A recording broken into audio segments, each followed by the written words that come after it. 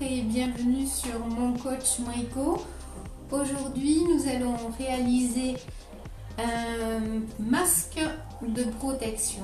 C'est un sujet d'actualité, c'est un sujet qui a été très demandé. Mais je vous invite à mettre vos commentaires et poser vos questions en live. J'y répondrai. Ici, j'ai disposé le matériel qui est nécessaire pour la réalisation de ce masque. Donc c'est un masque en coton, double face, qui a un sens. Ici, vous avez la lettre G, la lettre D. Je prends le masque comme ceci et je vais le mettre sur mon visage et le nouer tout simplement derrière. J'espère qu'on m'entend toujours. Ici, vous prenez les liens du bas et vous allez les attacher vers le haut. Et votre masque vous protège complètement. Donc on a vraiment hermétique sur le haut, sur le côté. Et ici, vous adaptez et vous allez fermer votre menton. Ce qui permet bien sûr de protéger toutes les personnes de votre entourage. Donc j'ai choisi ce modèle là. Pourquoi? Parce qu'il n'y a pas d'élastique. L'inconvénient de l'élastique, c'est que l'on ne peut pas le repasser. Et donc on ne peut pas le désinfecter en totalité. L'avantage de ce masque, c'est que vous allez pouvoir le laver à 60 degrés et le repasser. Un simple coup de fer à repasser intensif va le désinfecter. D'accord? Voilà. Normalement, j'ai désinfecté mes mains, j'ai repassé mon masque et ensuite, je peux le poser directement sur mon visage. Sachant que ce masque a un sens. Je vous le rappelle et tout à l'heure, je vous indiquerai comment on voit le gauche du droit, le haut du bas. Donc, vous avez besoin de tissu, le moins fin possible, avec le plus de fil. Les draps conviennent parfaitement. Vous voyez, ici, j'ai choisi un tissu de coton, 100% coton. Pourquoi? Parce que je peux le laver à haute température, je peux le repasser sans problème. D'accord? Si on prend un tissu synthétique, on va avoir un problème au repassage. Il ne va pas se désinfecter avec la vapeur. Maintenant, ce que je vais faire, c'est que je vais réaliser un gabarit. Un gabarit, c'est tout simplement une pièce en carton. Vous voyez, moi j'ai découpé dans du carton de boîte à céréales ou du carton, là c'est des biscottes. Et j'ai découpé un rectangle qui mesure 23 cm sur 22 cm. Ici, nous avons le droit fil. C'est pour les couturières expérimentées. Et là, nous avons le haut et le bas. Petit rappel de ce qu'est le droit fil. Le droit fil, c'est tout simplement le sens du fil dans le tissu. Ensuite, une fois que notre gabarit est prêt, on va le poser sur notre tissu. Donc, votre tissu, ça va être une thé d'oreiller, ça va être un vieux drap. Et ensuite, découper votre tissu tout autour. Voilà, ça c'est pour faire plusieurs masques. Une fois que l'on a fait notre gabarit, on va découper deux épaisseurs de tissu. Vous voyez ici, j'ai deux épaisseurs de tissu. Une fois que j'ai mes deux rectangles de tissu, je vais découper des rectangles qui vont servir à faire les liens de mon masque. Voilà, donc cette partie là, ça sera ça. Et ici, on va avoir une longue bande de tissu qui mesure 1,20 m, 120 cm. Si vous n'avez pas assez de tissu, donc si vous n'avez pas un drap, vous allez tout simplement couper plusieurs fois 30 cm. D'accord? Bon, là, c'est un exemple plus petit. Ici, le lien mesure un peu plus de 32 cm. Au final, il vous faudra 4 liens. 1, 2, 3 et 4. Une fois que vous avez tout ceci de près, vous avez donc découpé votre tissu, vous avez découpé vos bandes. La première des choses à réaliser, ce sera les 4 liens. Donc pour ce faire, je prends mon tissu et je vais le préformer. La dimension de la largeur des liens pour faire les bandes, c'est 3 cm. Donc j'ai mon lien, je le repasse une première fois. Ensuite je le plie tout simplement en deux, bord à bord. comme ceci. Voilà.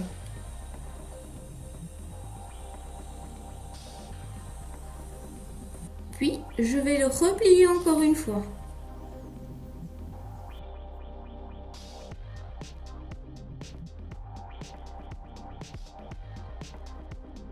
Et je repasse à chaque fois. Dernière étape, dernier coup de fer, je replie en deux.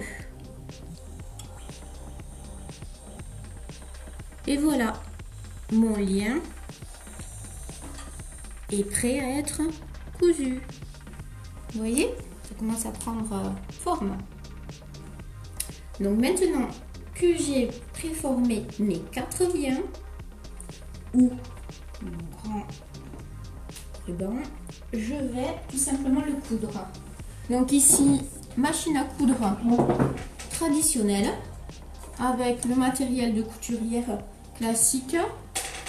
Si vous avez besoin d'informations pour régler votre machine, n'hésitez pas à me solliciter pour un cours particulier. Et je vais régler ma machine avec un point droit standard.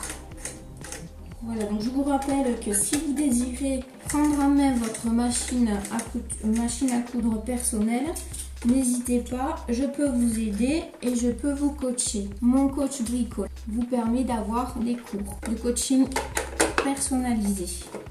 Voilà, ici, mon lien que j'ai préformé et repassé, je vais tout simplement l'engager dans la machine pour le coudre. Vous pouvez faire un point d'arrêt. Moi, je vous le conseille, ça évite que votre lien après s'effiloche. Voilà, donc là, j'ai préformé mon lien.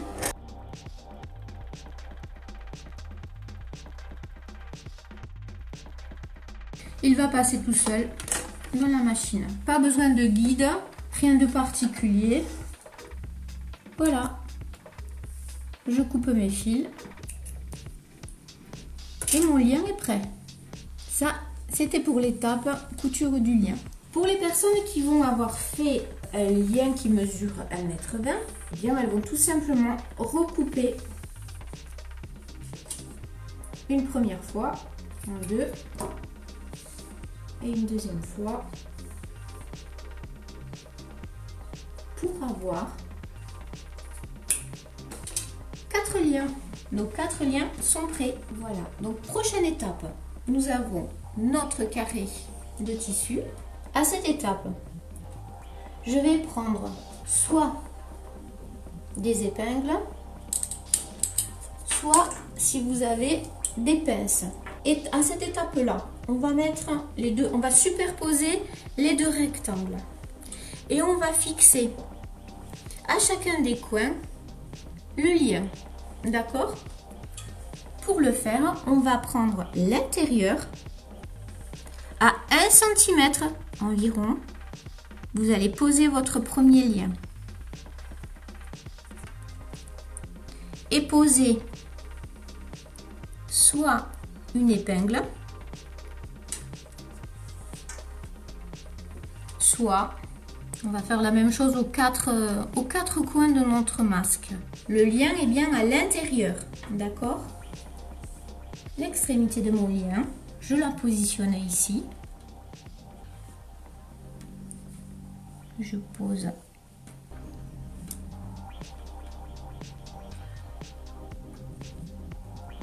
bien à plat.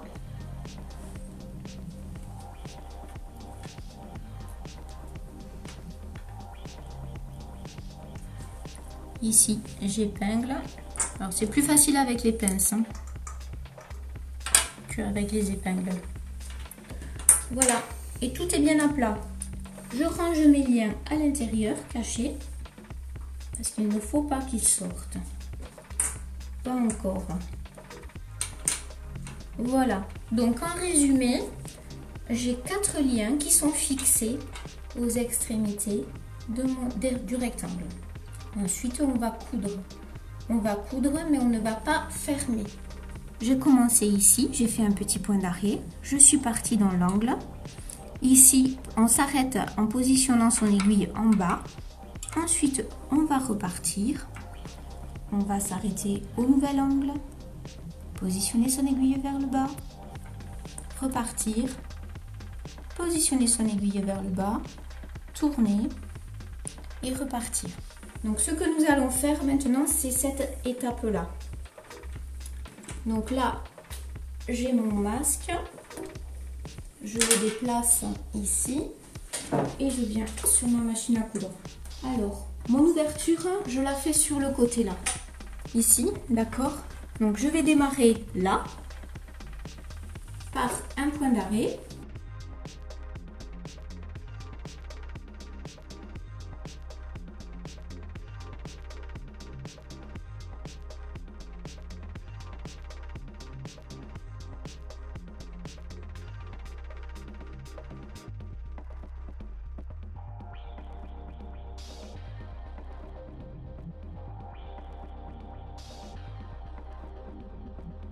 Si vous avez peur, vous allez tout simplement avec la main tourner le volant pour coudre manuellement, d'accord?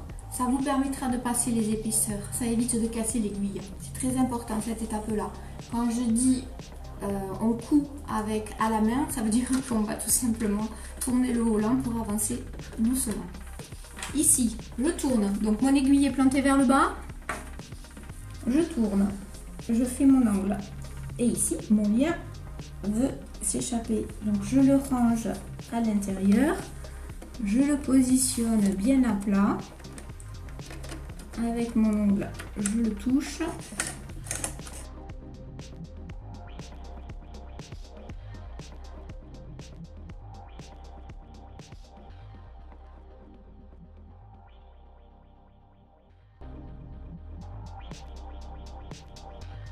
voilà, ici je retire mon aiguille, mon épingle pardon, et je viens coudre. Vous voyez mon lien il est là, par transparence, il est juste là entre mes deux doigts. Je vais continuer ma couture jusque là. Je termine à la main parce que je veux. J'ai pointé mon aiguille, j'ai levé mon pied de biche, tourné.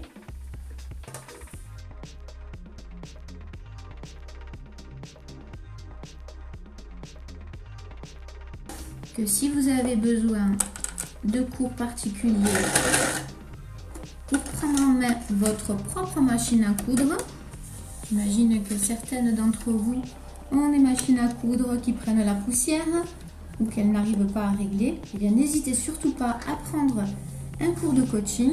Je vous aiderai pour prendre en main votre machine à coudre. Voilà, je suis revenue au point de départ. Je m'arrête et je laisse environ 3 doigts à peu près pour pouvoir travailler. 5 cm. Vous voyez, ici c'est le point de départ. J'ai fait le tour et je suis revenue à 5 cm. Je m'arrête. Je fais un point d'arrêt. Mon aiguille vers le haut. Mon releveur de fil toujours vers le haut. Je soulève mon pied de biche et je dégage mon travail. Ici, je coupe et je vais couper tous les fils qui dépassent. Je vais dégarnir les angles. Je vais dégarnir les angles. Dégarnir les angles, ça veut dire qu'on va couper l'angle. On fait attention de ne pas venir couper le fil ici. Hein. Vous voyez, je reste à quelques millimètres de ma couture de mon angle. Sinon, si je coupe le fil, eh bien, c'est de la catastrophe. D'accord? Ici, voilà une ligne. Et je coupe mon angle. Pourquoi est-ce qu'on dégarnit les angles? Eh bien tout simplement pour ne pas avoir trop d'épaisseur. Si on avait, vous voyez ici, plusieurs épaisseurs, si on n'avait pas dégarni l'angle, là, la machine à coudre aurait vraiment du mal à coudre et on prendrait le risque de casser son aiguille. Le point de départ, je suis partie et j'ai fait le tour. Donc j'ai assemblé endroit contre endroit 2 rectangles de tissu en y introduisant les liens. Parce qu'on voit bien les liens par transparence. Donc à cette étape, eh bien, je vais tout simplement je vais retourner. On a les liens qui sont là. On va tout simplement tirer dessus. Voilà. Hop. Il suffit de tirer. Il va se retourner tout seul. Alors, j'en ai eu 1, 2, 3 et 4. Voilà. Ici, à ce stade-là, je prends mon masque. Donc, j'ai retourné mon masque. Ce que je vais faire maintenant, c'est le pliage. Alors, ici, ce sont des indications très importantes. Vous voyez, mon masque, il a 3 plis qui permettent de bien le positionner sur le visage. D'accord? Et qui permettent d'épouser la forme du visage et de bien fermer le masque sur le visage. Ici, ce que je vais faire, ce sont ces 3 plis. Je vais vous montrer comment est-ce que on les obtient. Je prends mon fer à repasser, je le positionne dans le premier angle et je tire sur celui qui est en face. Ça se met tout seul. Je pars de mon angle ici et je tire tout simplement. Les choses se mettent en place toutes seules. Voilà. Je suis là, je tire ici et je passe mon fer à repasser. Voilà. Mon masque est bien à plat. À ce stade-là, je vais rabattre comme ceci, plier en 2 pour faire le premier pli. Ensuite, on ouvre. C'est comme pour le biais tout à l'heure. Vous vous rappelez?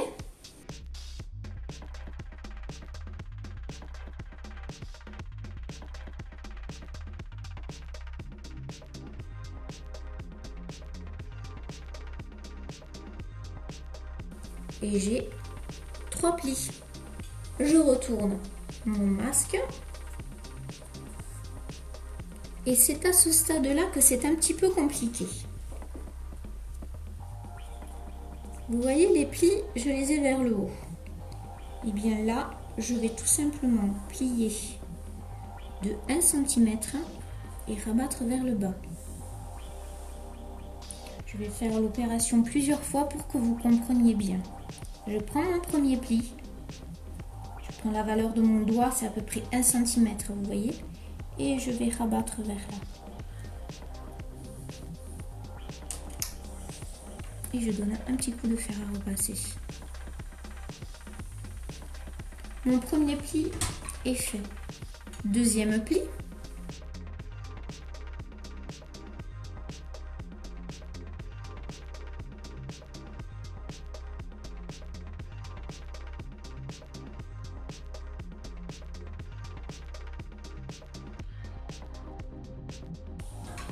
À ce stade-là, vous pouvez poser des épingles.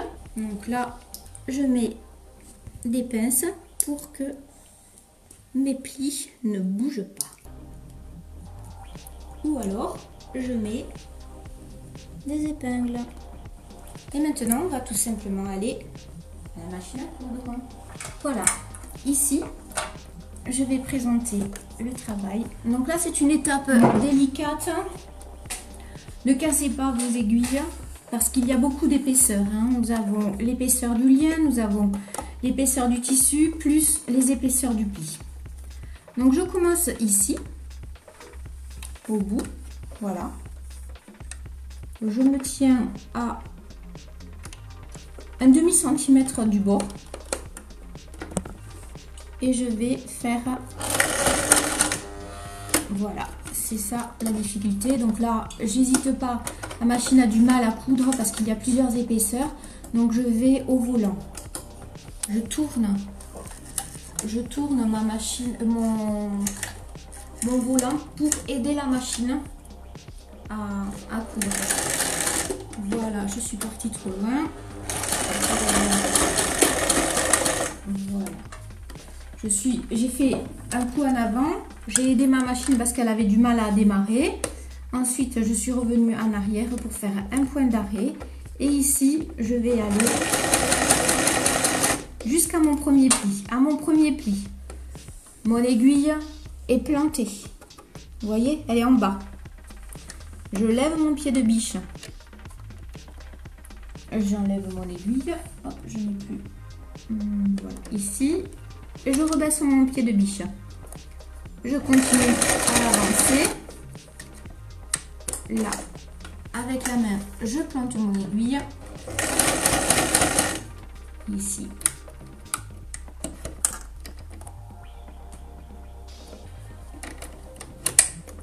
Et je termine ma couture par un point d'arrêt. Je relève mon aiguille, releveur de fil vers le haut. Je lève mon pied de biche. Je dégage mon travail. Je coupe les fils. Alors, ici, voilà, ici il y a un petit tas de fils. C'est pour ça qu'elle avait un petit peu de mal à avancer et que j'ai dû l'aider. Et là, on va tout simplement les couper comme ceci. Voilà. Mes plis sont fixés. Vous voyez? On va faire la même chose de ce côté.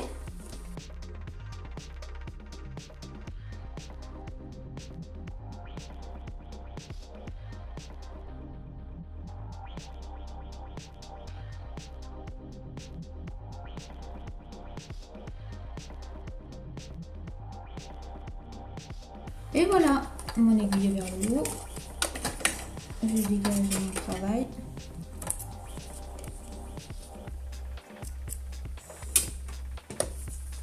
Et voilà, notre masque est terminé. Il ne vous restera plus qu'à le laver avec du savon, de la lessive bien sûr. Et ensuite, vous pouvez tout simplement le sortir tant qu'il est encore mouillé et le repasser. Simple coup de fer suffira pour tuer le vilain virus qui est en train de bien nous embêter. Voilà pourquoi ce masque est très avantageux. C'est qu'il se repasse à plat très rapidement. Voilà, notre masque est prêt. Comme je vous ai dit au début, notre masque a un sens. C'est-à-dire qu'il y a un côté droit et un côté gauche. Pour marquer le côté droit et le côté gauche, eh bien c'est simple. Vous avez voilà, le masque dans ce sens.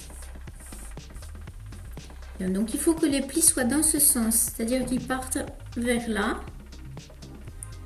Grand pli ici. Et là, vous avez votre côté gauche et là, votre côté droit. C'est-à-dire que vous allez... Alors, je vais prendre un crayon. Vous allez tout simplement écrire gauche, droit. Ou mettre un petit fil de couleur.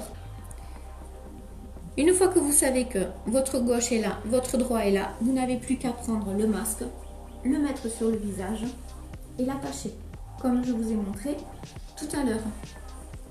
D'accord? Le sens du masque a de l'importance. Si vous le mettez à l'envers, il va mal se positionner sur le visage, il ne va pas être hermétique et donc un peu moins efficace. Voilà. Ce masque peut être réutilisé à l'infini.